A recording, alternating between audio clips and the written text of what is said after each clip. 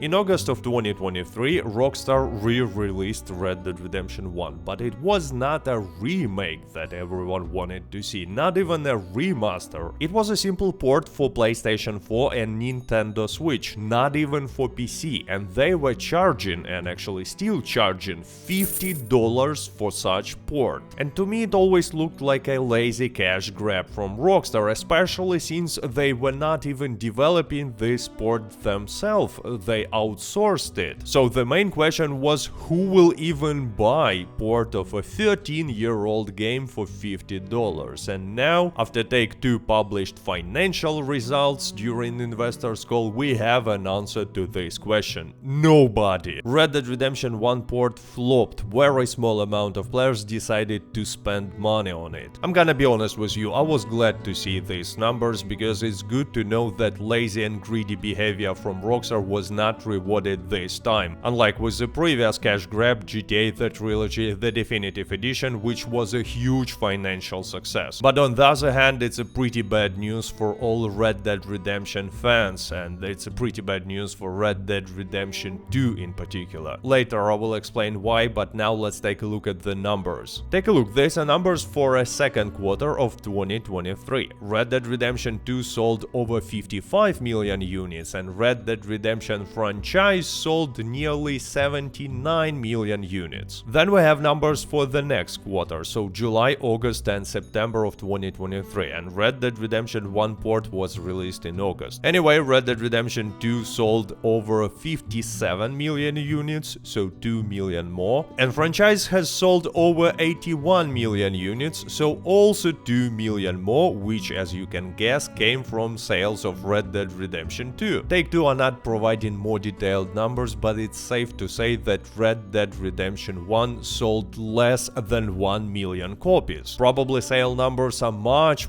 smaller than 1 million copies, and actually it's a terrible result, because take a look at GTA The Trilogy The Definitive Edition results. Again, results for quarter before it was released. GTA 5 sold 155 million units, and franchise overall has sold over 355 million units. And then quarter when it was released, GTA 5 sold over 160 million units, so plus 5 millions, and franchise has sold over 307 million units, so plus 15 million units. 10 of these million are GTA The Trilogy The Definitive Edition. And by the way, Rockstar was selling Definitive Edition not for $50 but for $60. So despite being a completely broken mess, GTA The Trilogy The Definitive Edition earned enormous amount of money on release, and actually it still sells pretty well, as for now they sold more than 20 million copies. And Red Dead Redemption 1 failed, and by the way I need to mention that from technical point of view it's a pretty solid port. I mean, nothing special because it was only 30 FPS on start and 60 FPS support for PlayStation 5 was added only few months later, but it works fine on both PlayStation and Nintendo Switch. Double 11 company that Rockstar hired to make this port made a good job. So it was not broken like Definitive Edition, and also was much better received, at least by some part of the community, by fan accounts. Because this time Rockstar gave free review copies to many fan accounts from Twitter, for example, and they were giving pretty good reviews in which they were not focusing on some important things, like the fact that there is no PC port or the price of $50 for a 13-year-old game. In some cases they were even defending the price, calling it pretty accurate. I mean, any price is good when you don't pay for it. But it looks like customers had different opinion and decided not to spend their money on Red Dead Redemption 1 port. So yeah, it looks like a big fail, but still I think that Rockstar will not lose too much here, because at some point they will start selling it with some good discount and people will buy it, especially now when it has 60 FPS on PlayStation 5. Plus at some point Rockstar will add Red Dead Redemption 1 port for free to GTA Plus subscription. I'm pretty sure that it will happen. But still, it's obvious that both Take-Two and Rockstar were expecting much better results from Red Dead Redemption 1 re-release, and now from this fail they will draw the wrong conclusions, as always. Conclusions that will affect Red Dead Redemption 2 and Red Dead franchise in general. Let me explain. Do you remember these rumors that after poor reception of GTA The Trilogy Trilogy, the Definitive Edition, Take-Two and Rockstar decided to cancel similar remaster/remake for Red Dead Redemption 1, and apparently they decided to make just a simple port. And it's a great but only first example of how they were making wrong conclusions. So when cheap and low quality remaster was not very well received, what they should have done, in my opinion, is to decide to invest more money and time into their next project, remake or remaster of Red Dead Redemption 1. Make sure that it's a good quality for a fair price and then people would buy it. But instead they decided to invest even less money and make it just a port for enormous price. Our second example, it looks like Rockstar and Take-Two decided to abandon Red Dead Online somewhere in 2021 after Naturalist update. Apparently Red Dead Online was not as profitable as they expected, and instead of thinking why it's happening, why people are not buying gold as often as we want them to. Maybe it's because they don't want to sedate animals and want to rob banks and trains instead for a good reward which they can spend on properties and other cool new stuff. Instead of thinking about how they can fix Red Dead Online and help it to realize its huge potential, they made the conclusion that Red Dead Online is just not good and decided to abandon it. And I'm afraid that something similar will happen this time as well. Rockstar and Take-Two will take a look at these poor results of Red Dead Redemption 1 and instead of blaming high price for such bad result, will blame overall decrease in interest to Wild West topic in general or something like that, and will decide that there is no reason to invest money into Red Dead Redemption franchise. For example, no reason to make a next-gen version of Red Dead Redemption 2, or I should rather say finish a next-gen version of Red Dead Redemption 2, because we know for sure from these leaked Microsoft documents that Red Dead Redemption 2 was in active development in 2022 and there was even a release date. But since it was not released in 2022, it was definitely delayed or cancelled. But you might say, well, Red Dead Redemption 2 still sells great, 2 million copies over the last 3 months. It's a great result for a 5-year-old game. I mean, it will be a good result for most new games, but again, it's another situation where Rockstar and Take-Two will make a wrong conclusion, and instead of investing resources into next-gen version to sell even more copies, they will just say, well, this game sells anyway, why we should do anything? And we will never see 60 FPS in Red Dead Redemption 2 on next-gen consoles. Actually, nowadays it's